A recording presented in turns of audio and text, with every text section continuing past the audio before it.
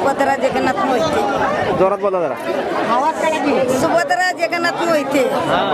हे आम्ही ना 16 गावचे लोक सारी बसलेलो आहे पाण्यासाठी. तर पाण्याशिवाय तर काहीच होत नाही. जेवण होत नाही, भांडी होत नाही, आंघोळी होत नाहीत, काही होत नाही. तर ही आपले दत्ता भाऊ 3 उपोषणाला बसलेले आहेत. तर त्यांनी आपल्यासाठीच बसलेले आहेत. एवढी आपली किती लोक 16 गावची भगवंताने जशी लेकरं दिली ती झारी जमा झालेली आहेत म्हणून आपण बसलेलो आहेत. तर आम्हाला काय पाहिजे? पाणी पाहिजे. ह्याच्याने एक कविता रचलेली आहे. कविता कशी आहे?